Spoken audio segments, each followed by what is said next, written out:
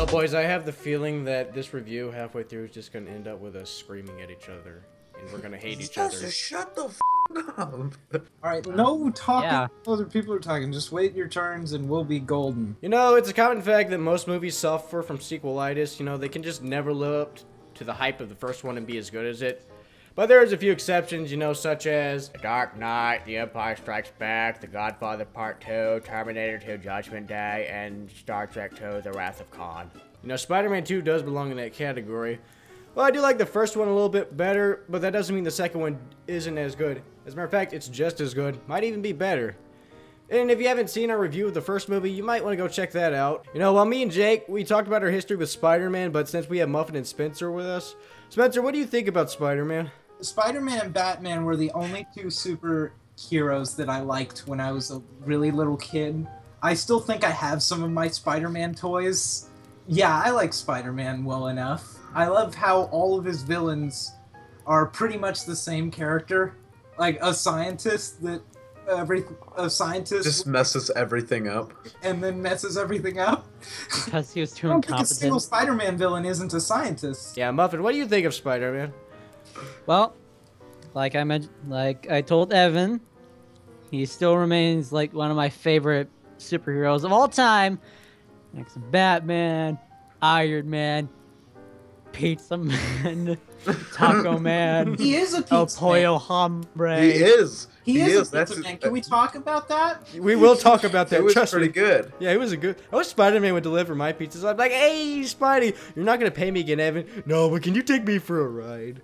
I still wouldn't give Can him I a have a damn piggyback tip. ride? Evan, stop squeezing your thighs so close against me. Shut up, okay? He always gets the pizzas that are full. Shut up! Shut up! I'm afraid of heights. He's swinging around. Shut up! If you yell at me, I pee. I'll get nervous and pee. Okay, so like I just said, Spider-Man is probably my second favorite superhero, ever. Like, even if some of the cinematic movies aren't exactly the greatest. What, you mean like almost all of them? Iron Man 2. I think I just need to like have a butt, like a noise that means get back to the fucking review, like. Like if you hear me go. Okay. He's just Okay, let's go. So a lot of the cast returns with some new people. You know, Tobey Maguire, he's still good as Spider-Man, but he does great as Peter Parker in this movie. Because you feel for him and you want him to get through his struggles. Because this movie focuses more on Peter than Spider-Man, and I'm glad that they decided to do that. Would you put that crap away? What do you guys think of Tobey as Spider-Man? I thought... Okay, we'll go to Jake, then go to Spencer, then Muffin. Alright, that's how it'll go, because that's the order you guys appear on my screen. So, Jake, what do you think of Tobey as Spidey? I think he reprised his role as Spider-Man Peter Parker. And I think he does an excellent job, more of Peter Parker. I mean, he also does a good job as Spider-Man, but I think as Peter, you kind of learn more about the character, and you feel for, like, his struggles. Like, he feels more like an actual person, because you see him mess up, and then you see him succeed, and then you see him mess up, and just things don't really work out for him, and you kind of relate to him and feel for him. So Tobey did good. I think Tobey Maguire is a good Peter Parker. I think he's an okay Spider-Man. He's a better Peter Parker. Peter's supposed to be a wormy kid who cries a lot. Well, I cried like a baby when you there played was a lot of Superman. crying scene, especially in the first movie, but in this one too. People really make fun of his crying face, but I think that works pretty well, because if you've ever seen someone cry in real life, it makes them look really ugly. Yeah, you can't look good and Hollywood cry at crying the same face. time. Yeah. No, he looks disgusting when he's crying. Speaking of Tobey's faces, remember when he's holding the train back and it looks like he's about to crap himself? And he's like, ah! He comes off really sweet in these movies, and I mean, he's not. I believe much more that he was picked on in high school than the new Peter Parker, who was just like basically the most perfect kid I've ever seen. Yeah, well, yeah, because he's cool. He like skates and stuff. He looks like he belongs in a crack advertisement. Yeah, no, Peter Parker is the nerd with superpowers. It's what his character is, and that's what he's playing as. Isn't that what most superheroes are? Muffin, what do you think of Tobey as Spider-Man? I thought he did a great job, possibly not as Spider-Man per se, since there was so little screen time of him as Spider-Man. But I thought he did an awesome job portraying like the struggles that Spider-Man or that Peter Parker was going through in the film, and like how the person he wanted to start dating was getting married. His best friend actually started to hate him because Really just messed up his whole life. yeah, and how like J. Jonah Jameson was like flipping out, like he was fired and then he was unfired and then he was shouting at Spider-Man, you know, take the picture when MJ got proposed to on the stage, and the fact that he was actually slipping in his grades, and like in the beginning of the movie when he was driving to his like pizza delivery job, And then he loses his powers. yeah, like he almost breaks his back landing on an air conditioning unit, and he falls into an alleyway and like slips. Yeah, no, that's something I wanted to talk about. He's indestructible in this movie, even without his powers. Yeah. He's basically provides so much from like 50 feet. Tobey Maguire did a great job portraying how sad this moment is, and how he portrayed that Spider-Man just kept pushing on, even though everything around him just wanted him to just give up. I mean, Yeah. I'm pretty sure a lot of people watching the movie, if they were in a similar situation, they would have, you know, just given up. Yeah, we went into depth on Toby, you know, because he's the main character, you know, but I think we can fly past most of the other characters. Like, this is basically what I got for Mary Jane. Kirsten Dunst, she was okay as Mary Jane, but she was a bit of an ass. Okay, she was an ass in this movie. Well, I think she's she's more very of a poorly- character. Well, yeah. Jake Dispenser to Muffin, man, come on. Okay, well, Hold on, I don't have the screen. Follow the damn order of follow the food order. chain. Okay, damn. Motherfucker, I don't even want to go no more. It's get my turn, bitch. Don't pass go, motherfucker. You be out here screaming and shit. Okay, I think Kirsten Dunst, her character is, like Spencer was saying, poorly written. Like a lot of the characters in this are poorly written. They're filler characters, don't lie, they are. Yeah. Like the person she falls in love with, who's like the astronaut, what's his name, John Jameson. Like, he's a filler character. I love the lines he had. Both of them. What were they? All two of them. Remember, Yeah, all really two and a half. Gets Both cut of them. off halfway through one of them. Great. I really like you, Mary Jane. You seem really nice, Mary Jane. Yeah, marry me, Mary Jane. That's it. That's it. That's all he says. You put the Mary in marry me, Mary Jane. Wait, there's two Marys, what the hell? And What the I hell? mean, I think she like when you see her singing and stuff, and you know, she really wants to strive and be her own person. I think that's really cool. I think that was good writing. But I think when it's really she's cool like, how she wants things. well, you know what I mean. It's like her becoming more of a person than she was in the first movie. But when she's like, I don't like Peter Parker, then she gets married, but then she doesn't get married, and then she's like, you know, I like Peter Parker, even though I haven't talked to him since, like, you know, he saved me from that bridge, like, a couple years ago, and then they're all fine again, and she just breaks off this whole marriage. She's bipolar, is really what we're getting at here. She's not bipolar, she's a bitch. Yeah, Somebody yeah. saved you the way that Yes. he did in the first movie. Yes. You're a bitch if you're dumping him. Marvin, are you on our side? She was an ass in this movie, and that's that. Yeah, she was a major ass. I'm pretty sure everyone else would have been significantly less of an ass if they knew if they knew beforehand that Peter Parker was Spider-Man.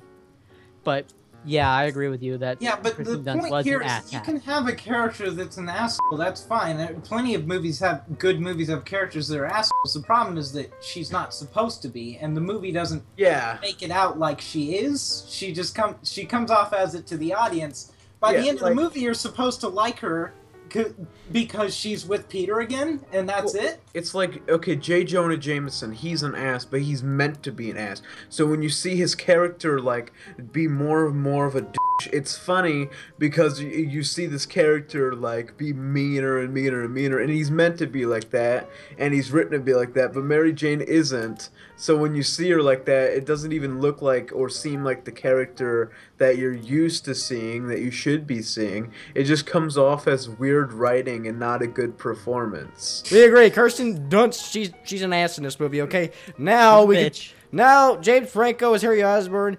Hey, he's something we didn't get to talk about last time because he wasn't really that important in the first movie, but he kind of plays a bigger role in this one. You know, he finances Dr. Otto Octavius, but he also wants revenge on Spider-Man because he thinks he killed his father. And this kind of builds up to him being an even bigger role in Spider-Man 3. What you have to remember is that he's trying to live up to he takes over his father's company, and he tries to fund everything, and he gets in sync with Otto Octavius. He becomes Doc Ock, and they build this friendship, and then they work together to kill Spider-Man because he believes Spider-Man killed his dad or whatever, and then it builds up to this one thing. But what you really see is James Franco. You see Harry Osborn trying to kind of build off of what his father was, and then at the end of the movie it kind of comes full swing to him becoming the Goblin for the third film. It's Peter Parker's fault that he thinks that he killed his father, because, I mean, at the beginning of the movie, Harry Osborn thinks that he killed his father, and that was a mistake, but then later, he has a perfectly good opportunity to say, oh yeah, I was fighting him, and he tried to kill me with his glider, and he killed himself, but then he's like, we have more important things to talk about right now, like a guilty person would say, and then he just leaves.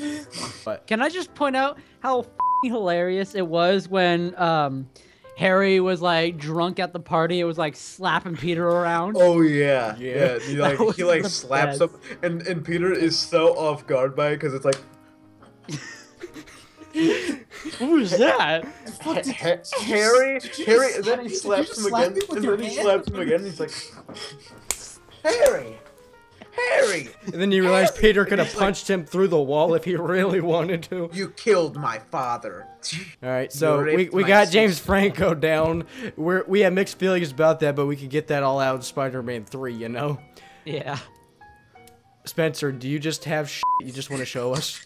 Alright, we've kind of talked about this guy a bit, so J.K. Simmons as J. Jonah Salmon, he's still great. He's got the best lines in this. J. Jonah Salmon. Yeah, you don't remember the memorable character of J. Jonah Salmon? J. Jonah Jameson, okay? He was the guy who made Spider-Man's costume. So, he's got some of the best lines in the moments in this movie, in my opinion. He's freaking hilarious every time he's on screen. He just steals the moment. And that's the reason there is no J. Jonah Jameson character in the new Spider-Man movies. Oh my God, Spencer, shut up. They know they're... I already said that, man. I already said that. I addressed that. When did you already say that? Did you not watch the first review? No, we didn't watch the first review. Who watches this? It was terrible. Who watches this show? Jake. So, Jake, Anyway, what'd you... Watches the Binge Watchers. I think God, my favorite... I wouldn't even watch the Binge Watchers. I am the Binge Watchers, and I don't want to watch this shit. I think my favorite moment with J. Jonah Jameson on screen was when Spider-Man, or Peter Parker, whatever the when he was asking to be paid in advance, and then he was just sitting there like laughing, like I think he was out of breath for a couple seconds. Everybody's seen it. Yes, that meme. The meme. I would say my favorite scene would be to where he's on his desk. His secretary is on the intercom, and she's telling him to get his medicine, and she keeps buzzing it.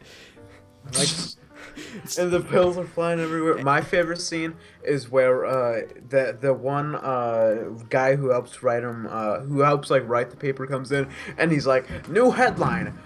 He goes, food poisoning sweeps New York City, and the guy and J. Jonah Jameson's like, some food got poisoned, and he's like, I'm a little nauseous, yeah, and it just no, it was the other way around, Jake. Yeah. My favorite J. Jonah Jameson moment is the part where Peter Parker hands him a Photoshop picture of Spider-Man, and he accepts it as real.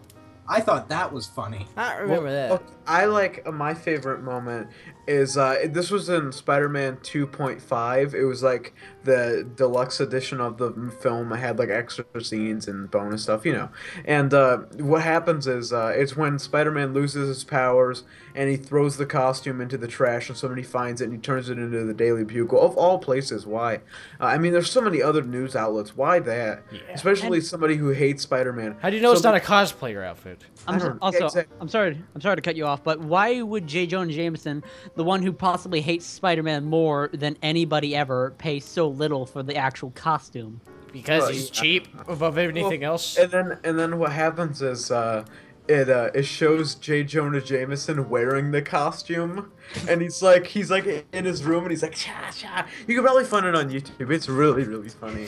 Yeah, Alfred Molina, he was a good choice for Otto Octavius because, you know, Albert. while they pull the whole two-sided villain thing, you know, one moment he'll be like, well, I shouldn't be doing this, but the other side's like, no, I should be doing this. You know, they pulled that whole shtick, you know. But, Albert Molina. yeah. He's called Albert.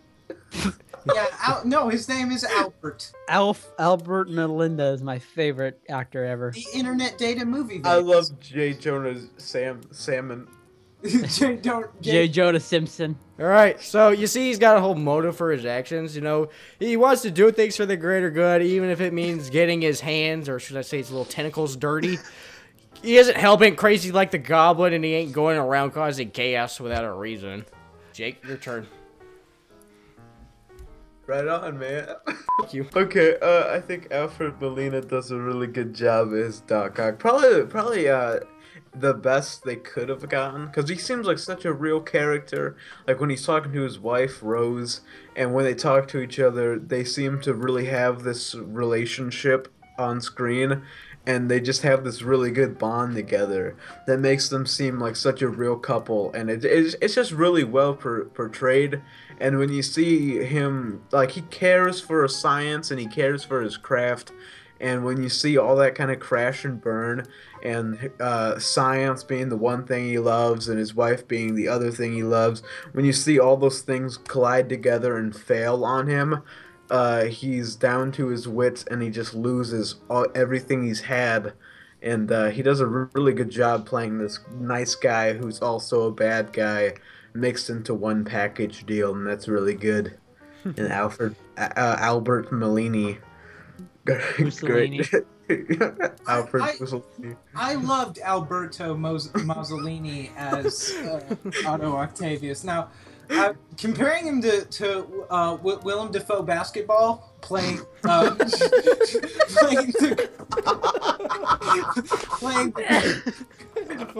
the Green Goblin in the first movie.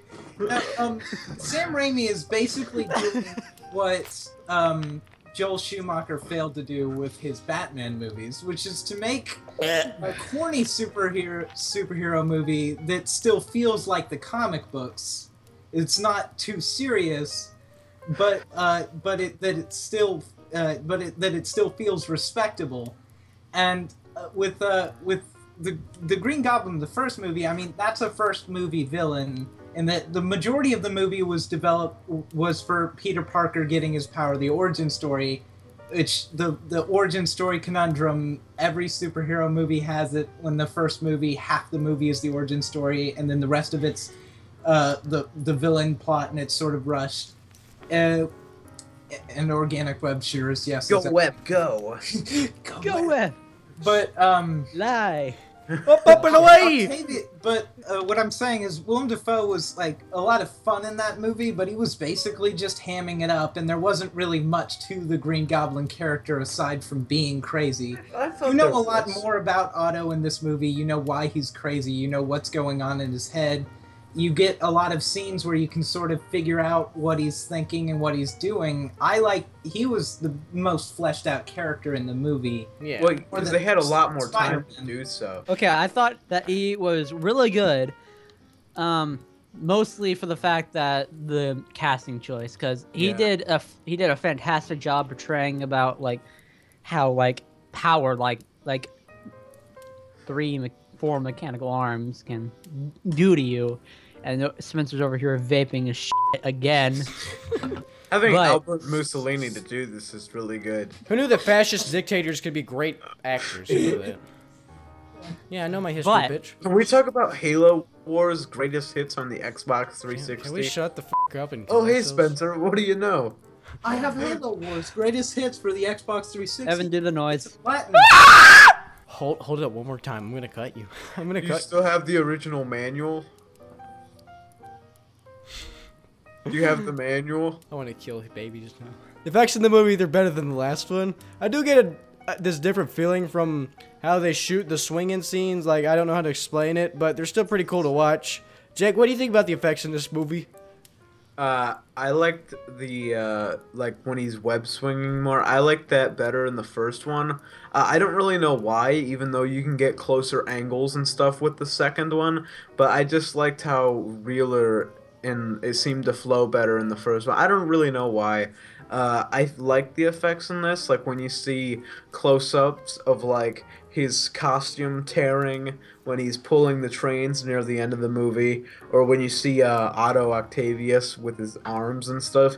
They mixed practical effects and real effects with that, and you can get really, really good effects and it just combines together and it looks really nice, and Yes. it would look better than just doing straight up visual effects. I think it would kind of look trash, but knowing that they made molds of the arms to go there looks a lot better than you would think. Yes, this was made back in the day when people still use practical effects sometimes. Sometimes. What are And some of the Octavius arm action was done using practical effects, and you can see a lot of really cool stuff in the special editions. You can see a lot of other superhero movies that came around this time, mostly around the time of the first Spider-Man movie, like Daredevil. You can see that. Yeah. I'll tell you. I don't know what the technical term is, so I'll just call it the ragdolls. When they're doing the when they do far shots and they replace an actor with a CGI model, a lot of the It movies never that came looks around this good. time you can see when you can. Well, they still do it. You have to do it for a lot. Yeah. They do it in this movie. Like but Spider-Man 1 did It's that. much better textured in this movie than most of the ones around the time, and you can't tell that it's a CG model. Yeah. Unless But you like it's, look really it's not closely. seamless. It's not perfect. But you know what does have some pretty perfect graphics Yeah. is the Oh, Halo- for Well, fuck's no, sake. no, You shut up. What are they Oh my paying you? God. What are they paying you to advertise They haven't that? paid him much. Like Bungie's not even in business anymore. I thought they were actually really good. Like, one of the ones that stand out the most to me was how the practical effects of where, like, the first time Peter Parker was swinging through the city and, like, his webs, like, didn't actually fire for the first time, and it was, like, panicking and slammed onto the air conditioning unit, and it actually, like, bent. Instead of, like, visual effects, one of the things I liked a lot about this movie is the audio effects. Like, like all and the practical effects in combination, like for instance when Otto Octavius like first forged that miniature sun in the lab area, and like a couple minutes afterwards everyone was evacuated and the walls were like caving in, and like the glass shattering and flying towards the person, whoever that was. I think that was his wife. Yeah. But I thought that was actually really well done, even if it was CGI. I thought it looked really like real. But that's just me. Yeah. And also, I don't really see the practical appeal of creating a sun in like a miniature form besides perpetual energy. It was really cool. He wanted to do it because it was cool. Yeah. Yeah. it Yeah, looked he cool, wanted man. to make Why the are you world's getting edgiest vape. scientific? It looked cool as shit. All right, boys, we got the effects down, right? So let's not go into too much detail on this next part, because anybody with ears would be like, yeah, it's pretty good. The Danny Elfman score, you know, like that Fuck opening yeah. title always gives me goosebumps. It's just so good when the chorus comes on. I just love that. Here's something we can all agree on. The action in this movie has definitely improved from the first one. Like, everything feels much bigger and it's on a bigger scale than the last movie. A great example of this would be that train sequence. You know, it was fast-paced, it had great shots, the way he used his webs to the fight, and how he just, like, climbs on the side of the train and how he's jumping inside of it. I thought the action scenes were significantly better than the first one, even though I do like that final scene in the first one where they're fighting up close. I like when Spider-Man is spinning in the air, even when he doesn't have like his webs to use, even when he's still able to fight Doc Ock, like when they're in the bank and stuff, and he's in the air and there's bags of money being thrown everywhere, and he's dodging them just by like centimeters, and it's really cool looking. And Ben Affleck was the bomb in Phantoms, yo. So you can do anything with a computer these days. You could do most things with a computer in 2004. You could have any kind of punch-in you want. But the thing is, a lot of action movies, especially superhero movies, where your characters can do a lot of impossible things. Yeah. The action scenes, you can't tell what's going on. The most important thing in an action scene is that you can, as an audience member, map out what's going on. That's why I really don't like the second Avengers movie, is because that final action scene is edited in a way where you can't figure out a single f***ing thing that's happening. But in this movie, the train sequence, I like rewatching it so many times because every shot leads into the next shot, and you can tell what's happening. It's really nice It's looking, edited in too. a concise way. You can see who's punching at what time, what they're hitting, everything, and then of course with the train, things get even easier to follow. They start fighting on the top of a building, by the way. Since we already covered the train sequence, the second most prominent action sequence I can think of is when Aunt May was like about to be dropped off the building, or the other one that I can think of off the bat was when Peter like body tackled MJ, and when there was a car being thrown at them by Doc Ock. I thought that was really well done. You know, the first scene that stood out to me would be where, you know, he's delivering pizzas, then he switches to Spider-Man so he can save these kids, but then it cuts to him, you know, he's inside that building, and he's coming out of this janitor closet. Yeah. And he's out of his outfit, but I looked in. There's no windows in that closet. So was he like Spider-Man? He walked in. He walked in across the room as Spider-Man. He went in there, shut the door, came out as Peter Parker, and he goes, "You didn't see that, did you? You're 30 minutes late." I like to believe that he rode the elevator up as Spider-Man and casually just walked in the closet in his suit and came out with the pizza boxes, and he's Peter, and just the whole scene plays out, and she didn't see shit. Okay, my favorite scene in this film is when it's when it's when his powers stop working and he rides up the elevator with that guy, and it's super awkward, and the guy's like, "So nice suit. Where'd you get it from?" And Peter's like, "I made it myself." And he's like, Looks uncomfortable. yeah, it rides up in the crotch a little bit. It's so funny because it's so awkward because it goes on for like 30 seconds, and then as soon as the doors open up, he's fighting and it's action again. It's just really funny. I like the part where a scene from the first Spider-Man movie accidentally got spliced into this movie, and like they kept it in the final product. Wait, what? What are you talking? What? The exact same burning building scene happened in this movie. Yeah. Like the exact same thing happened. Yeah. I expected.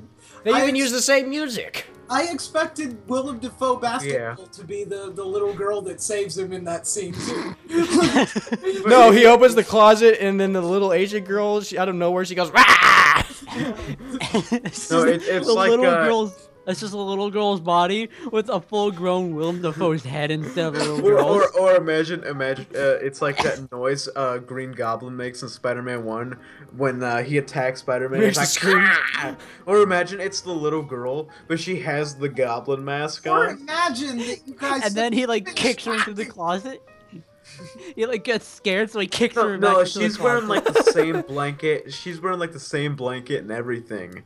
But I understand the point of that scene is that there's the reason that it's almost exactly the same as the burning building scene in nothing. The reason it's almost exactly the same as the burning building scene in the first movie is because this time he doesn't have his powers, and it's supposed to be a parallel because somebody dies in this scene. He doesn't save everybody. By the way, Spider-Man actually saves people in this movie. I didn't know they're supposed to do that in superhero movies. I thought he was supposed to just fight the bad guy and let hundreds of thousands of I like the convenient way he does it though. That man stole that guy's pizzas.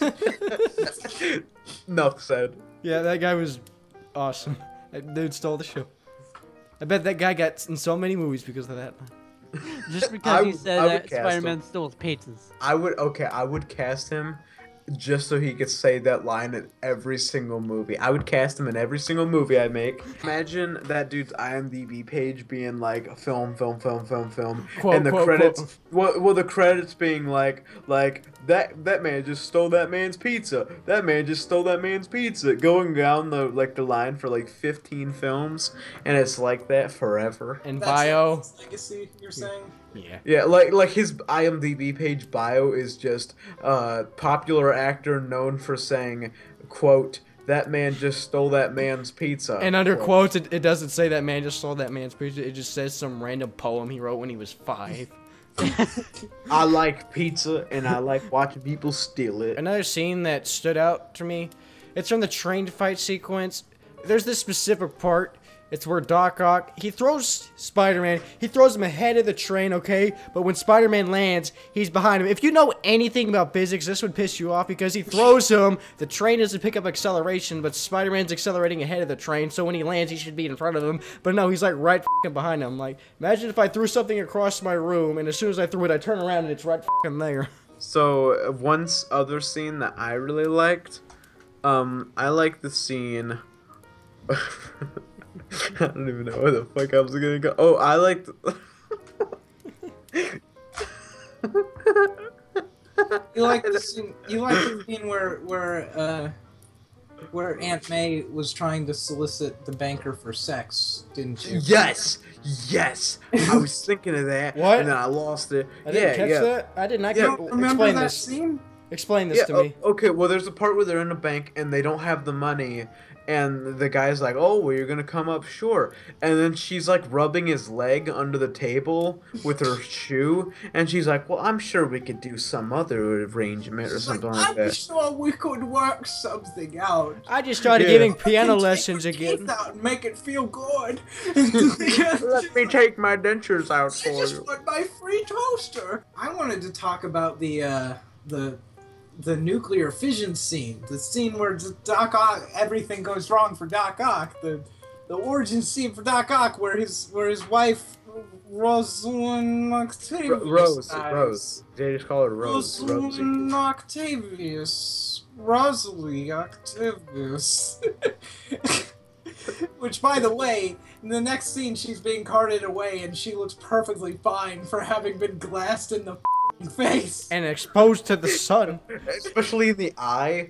In reality, her hair would be burned off. She'd have, like, shards sticking out of her. She'd look like she's a cancer patient.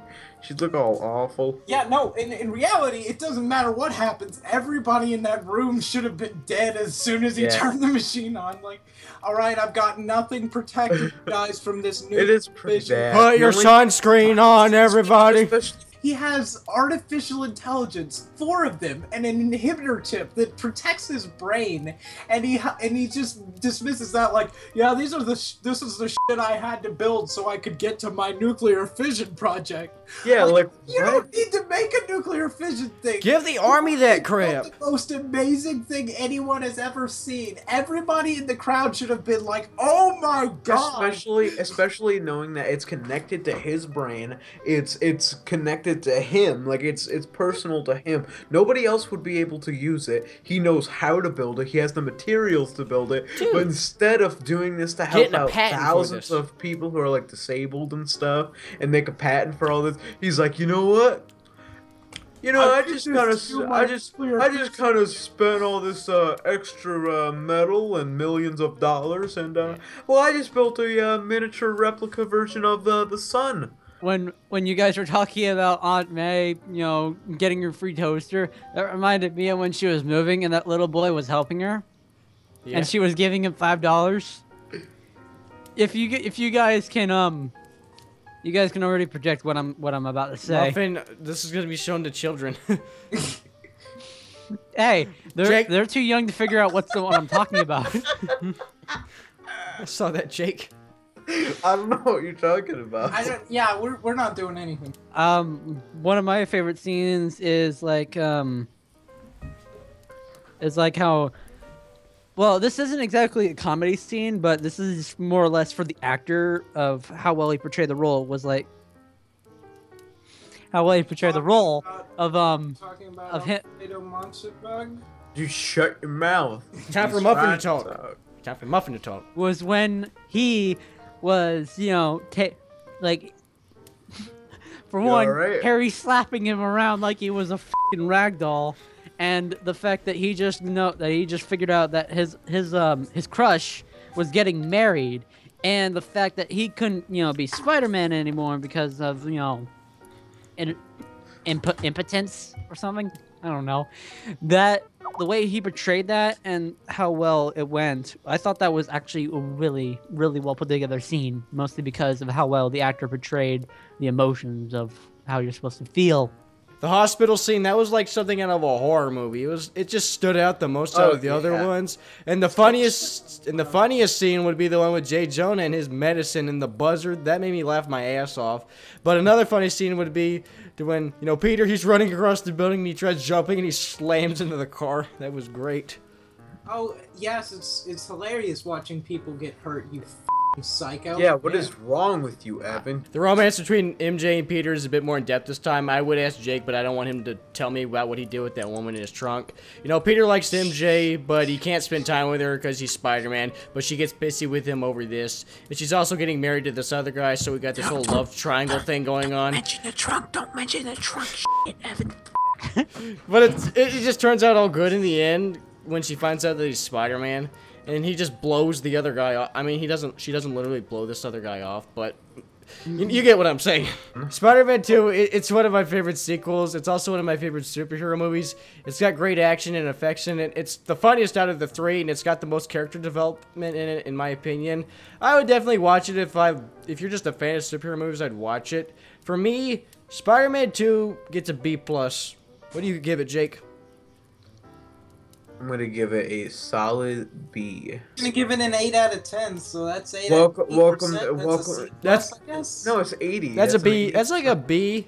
That's like a B. That's a a B B minus. Yes. 80%. Alright. So you give it a B? I give it a Z negative B2. Okay. In conclusion, Splatterman 2 starring Algebra 2, Muscolini, and Algebra Muscolini and Toaster McGuire was a really great film. And anyway, this was Binge Watchers, and So, James Franco. yeah. Okay, if you hate us and you hated this review, be sure to don't like, unsubscribe so you don't have to see this anymore. Don't check out these assholes' channels. Don't click the link in the description. Be sure not to go look at my website at all because it's freaking stupid. This has been the Binge Watchers Spider-Man 2 review. We're not going to swing by again for Spider-Man 3, so we won't see you in the next review. We are. Oh. we definitely are not talking about Spider-Man 3. What are you talking about? Yeah. You people are f***ing crazy. Yeah, so see you guys in the next review.